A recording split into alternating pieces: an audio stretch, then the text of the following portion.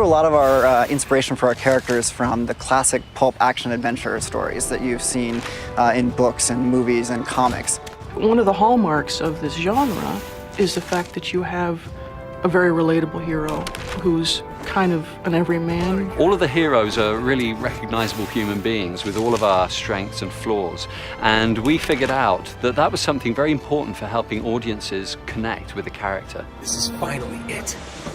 It's not just the fact that you have chases and gunfights and a heroine and all this other kind of stuff. It's the fact that the characters are real people. They can make mistakes, but be heroic. Nathan Drake is our hero, and he's the kind of guy who knows how to handle himself in a tight situation. But he's really just a guy in a t-shirt who finds himself in a difficult situation and has to rely on his wits a lot to save the day. Elaine is a really cool character. I think she's something a little bit new and different for video games. She's a bright, self-sufficient young woman. She's very curious. She has this strong intellectual drive, has a kind of unconventional beauty. And there's this immediate chemistry between her and Nathan that really helps drive the story forward. What's going on? Pirates! Pirates? Then there's the character of Victor Sullivan. He's kind of that guy's guy adventurer. He's the consummate con man in a world of con men. There's nothing here, Nate. Let's just keep that between us.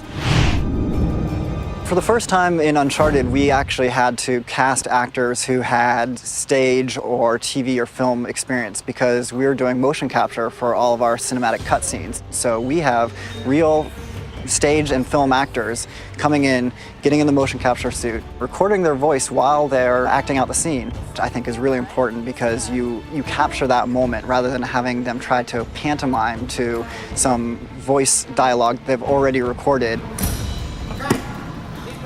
The physicality that's demanded in doing motion capture and creating, you know, an action film, essentially, has been tricky. All the stunt work we have to do here, I mean, I go, is this my job? This is so much fun.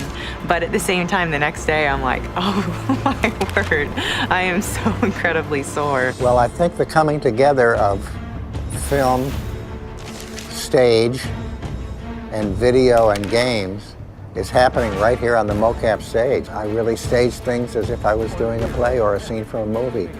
I had no experience. I was flying by the seat of my pants the whole time, scared to death, and having a great time. You know, in front of a camera for film or for TV, you've got a set, and the other actors that are there with you are in their costumes. Here, you all look very silly. You look like you're wearing a wetsuit with dots on it. And so it really requires you to exercise your imagination even more. It's like the three of us have this treehouse that we built and we're doing missions, and it really makes you feel like you're on an adventure. I have a 7-year-old little boy who asked me, Dad, what do you do? And I said, well, do you remember when your buddy came over the other day and you guys ran around the backyard and the clubhouse became a pirate ship and you were jumping off? And he said, yeah. I said, that's what I do. The hell?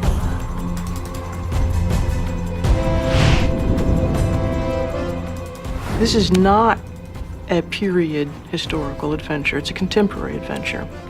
And so if we went with completely a classic approach to the music, kind of big orchestra, big traditional instruments used in traditional ways, to me that would have felt out of sync.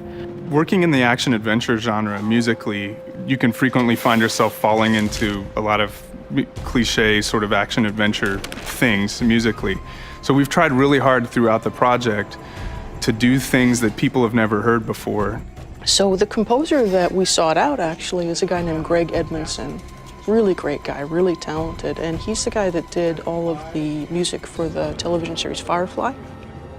The way he was able to take unexpected instruments and use them to sort of support the story in this adventure, I thought, well, here's a guy I think who could get what we're after. Because you were on this island and you did not know where you were, and you were searching for something primitive, they thought this would be fun to use unusual instruments that don't get used a lot, and to use things that we do here, but not to use them in a normal way. And that sounded really intriguing to me. I like that kind of stuff. You can get all sorts of strange, unusual, weird ethnic instruments and play them in any number of ways, and it's just fun to do.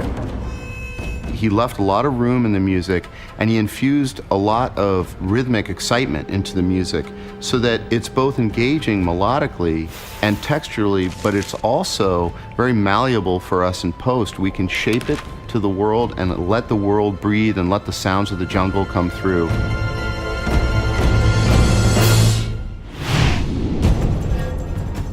One of the things we try to do with each game we create at Naughty Dog is make it a technical showcase for the PlayStation hardware.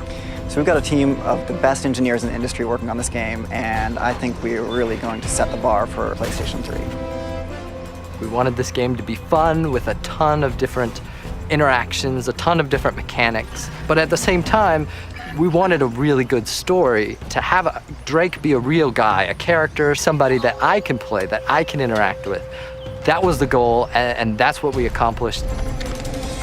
We've created a contemporary action adventure set in the real world. It's not a fantasy game. It's very much rooted in the reality that we all know. And yet we've really recaptured all the romanticism in the original sense of telling a tale of heroic actions. So all of this stuff is really coming together to lend an incredible reality to our player character that I think audiences have really connected to.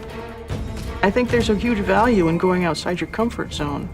You just don't go right to the obvious. Now, it makes everything much harder, but in the end, it's all worth it. Get something that people haven't seen before. I'll be damned. I'm most excited about how fun it is to play and how you just lose yourself in the environment and the world that we've created. You know, I mean, when you pick up that controller, it's really easy to have fun, to be powerful and feel like you are the action hero.